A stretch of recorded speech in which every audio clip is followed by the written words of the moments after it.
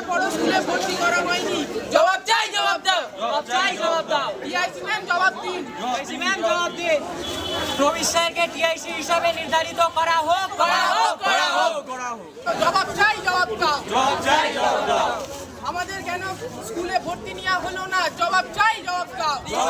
হলো না। স্কুল গেটের তালা মেরে রাস্তা আটকে পথ অবরোধ করে আন্দোলনে নামলো দক্ষিণেশ্বর হাই স্কুলের ছাত্ররা। তাদের সঙ্গে যোগ দিলেন অভিভাবকরাও। স্কুলের গেটে তালা মেরে রাস্তায় বেঞ্চ পেতে বাস সাইকেল দিয়ে আটকে আন্দোলনে নামেন তারা। স্কুলের শিক্ষকদের একাংশ এই আন্দোলনের পক্ষে। তাদের দাবি 11 ক্লাস থেকে 12 ক্লাস অর্থাৎ 11 থেকে 12-এ ওঠার পরে তারা পাস করছে না, পাস করছে না ফেল করছে তারা জানতে পারছে না, কারণ রেজাল্ট দেওয়া হয়নি। ফলে এখনো 12-এ ভর্তি হতে পারেনি। স্কুলের ছাত্রছাত্রীরা মিড ডে মিল পাচ্ছে না, স্কুলের কম্পিউটার শিক্ষা সেটাও পাচ্ছে না।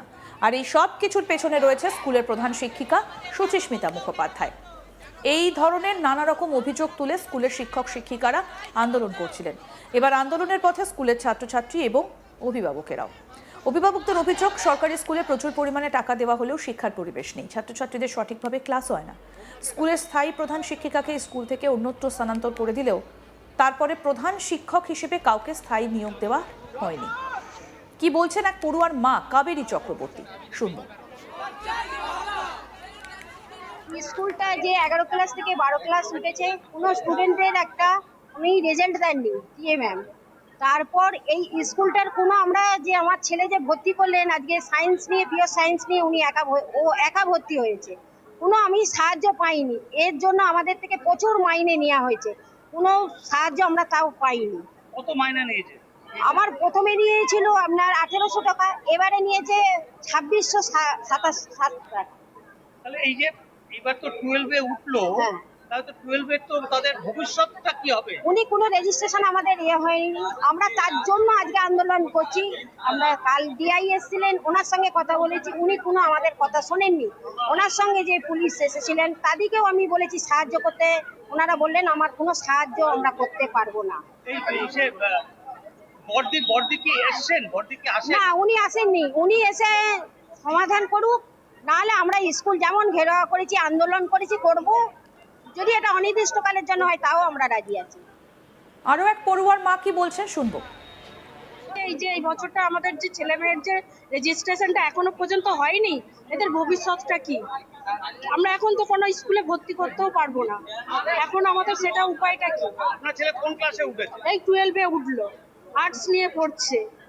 12-এ উঠেছে, তাহলে কি রেজাল্ট পেয়েছে? না, কোনো রেজাল্ট পাইনি আমরা, খালি ফোনে জানানো হয়েছে যে পাস করে গেছে, এইটুকু আমরা জানি। এরপর যে 12-এ উঠলো বা তার যে ভর্তি, কিচ্ছু এখনো হয়নি। তাহলে এখন আপনার ছেলের কি হবে, ভবিষ্যৎটা কি? ওটাই বুঝতে পারছি না, সেই ভবিষ্যৎটা এবার কি করবো আমরা? তাহলে এর দায় কে নেবে? এর দায়টা কে নেবে?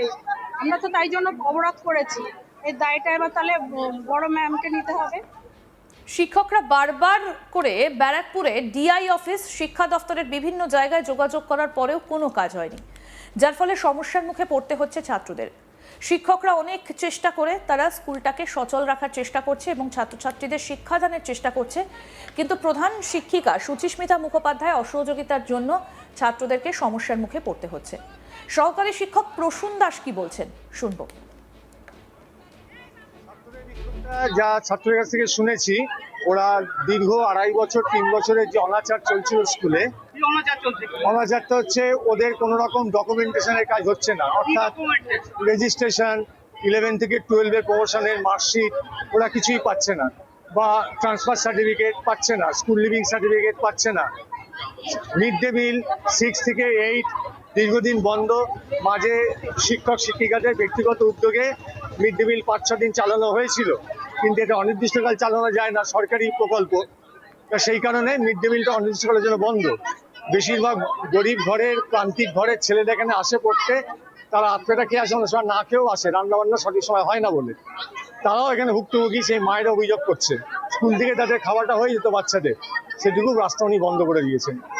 সমস্ত প্রশাসনিকভাবে চেষ্টা করেছি আমরা, আইনগতভাবে চেষ্টা করেছি, কিন্তু কোথাও একটা গিয়ে মনে হয়েছে এই টিআইসি আমাদের যে disciplinary as well as appointing authority WBBSC নির্দেশ 6/5/2026-এ বলা হয়েছে ওনার পদ থেকে অপসারণ, সেইটাকে উনি চ্যালেঞ্জ করে হাইকোর্টে গেছেন যাতে করে অনির্দিষ্টকালের জন্য ব্যাপারটাকে ঘোরানো যায়, গোল গোল করে সবাইকে ঘোরানো যায়। এর ফলে কি হয়েছে, ছাত্রদের ভবিষ্যৎগুলো অনিশ্চিত হয়ে যাচ্ছে। আমাদের 10 মাস আগে রিটায়ার করেছেন শিক্ষক শ্রী আশিস কুন্ডু, তিনি 10 মাস পেনশন পান না। বিগত 1/12/2023 সালে প্রশান্ত ব্যানার্জি পরলোকগত হয়েছেন। প্রশান্ত ব্যানার্জির মিসেস আজও ফ্যামিলি পেনশন পান না। এই সমস্ত ব্যাপারগুলো ডিআইকে বারংবার জানানো সত্ত্বেও ডিআই অত্যন্ত সুচারুভাবে এগুলো এড়িয়ে যাচ্ছেন। এবং আমি সুনির্দিষ্টভাবে অন ক্যামেরা বলছি, এই সমস্ত বিষয়গুলোর জন্য আজকে যে অচল অবস্থা, আজকে যে অনাচার ব্যভিচার, যে রাস্তাঘাটে উপচে পড়েছে ছাত্রের প্রতিবাদ, এবং শিক্ষকদের সম্পূর্ণ নৈতিক সমর্থন আছে, কিন্তু আমরা স্কুলের ইন্টিগ্রাল পার্ট, আমরা গভর্নমেন্টের ইন্টিগ্রাল পার্ট হয়ে আমরা বিক্ষোভে সরাসরি ওদের সঙ্গে গলা মেলাতে পারবো না, কিন্তু সমস্ত নৈতিক সমর্থন আমাদের আছে। এবং এর জন্য পুরোপুরি দায়ী ওই প্রাক্তন টিচার ইনচার্জ সুস্মিতা মুখোপাধ্যায়। উনি হয়তো এটা শুনে আমার নামে আরেকটা কেস করবেন হাইকোর্টে, আমি প্রস্তুত আছি। আর হচ্ছেন ওই ডিআই ব্যারাকপুর প্রাণতোষ মাইতি। আরও এক স্কুল শিক্ষকের কি বক্তব্য শুনবো। হ্যাঁ, ওরা যেটা দাবি করছে আমি জানতাম না, আমি স্কুলে এসে জানতে পারলাম, যে ওদের কাছে জিজ্ঞাসা করলাম, তখন ওরা বলছে যে আমাদের ওপরে যে দীর্ঘদিন ধরে যে অবিচারটা চলছে, সেই অবিচারের বিরুদ্ধে আমরা এখানটা অবরোধ করছি। হ্যাঁ, অবিচারটা ওদের কাছে এটাই মনে হয়েছে যে ওদের যে 11 থেকে 12 যে প্রমোশনটা হয়েছে, সেই প্রমোশনের কোনো কাগজপত্র ওদের কাছে দেওয়া হয়নি, 1 নম্বর। 2 নম্বর কথা হচ্ছে ওদের অফিসিয়ালি কোনো প্রমোশন যে করা হয়েছে সেটাও জানানো হয়নি। আর যতক্ষণ না পর্যন্ত প্রমোশন করানো হচ্ছে ততক্ষণ ওদেরকে কিন্তু ভর্তি করানো যাবে না, 12-এ ভর্তি করানো যাবে না। কিন্তু আমরা স্কুলের টিচাররা, ওরা আমাদের কাছে আবেদন জানিয়েছিল, আবেদন জানানোর জন্য আমরা টিচাররা উপযাচক হয়ে আমরা বলেছি তোদের ক্লাসটা যাতে চলে, ভর্তি যাই হোক না কেন সেটা পরে দেখা যাবে, ক্লাসটা যাতে চলে। পড়ুয়াদের কি বক্তব্য এবার সেটা শুনবো। আমাদের স্কুল এখনো অবধি আমাদেরকে ভর্তি করা হয়নি। আমরা 11 থেকে 12-এ উঠেছি, তার কোনো রেজাল্ট পাইনি এবং আমাদের ভর্তি করতে হবে। যেহেতু আমাদের 3rd সেমিস্টার এসেই গেল, সেপ্টেম্বর মাসে আমাদের পরীক্ষা, তাই আমরা পথ অবরোধ করেছি এবং স্কুলে আজকে স্যার ম্যামেদেরও গেটের সামনে ঢুকতে দিইনি কাউকে, স্কুলেরও তালা মেরেছি। যেহেতু আমাদের একটা বিচার চাই, যেহেতু আমাদের সামনে পরীক্ষা, এটাই আমাদের মূল দাবি। আমাদের থেকে প্রচুর পরিমাণ ফিস নেওয়া হয়েছে, তার সত্ত্বেও রেগুলারলি ঠিকভাবে ক্লাস করানো হয়নি এবং ওনাকে এইসব বিষয়ে কিছু বললেও টিআইসি ম্যামকে উনি কোনো কথা শুনতেন না। উনি ইরেগুলারভাবে এরকম স্কুল চলতো আমাদের কোনো ঠিক।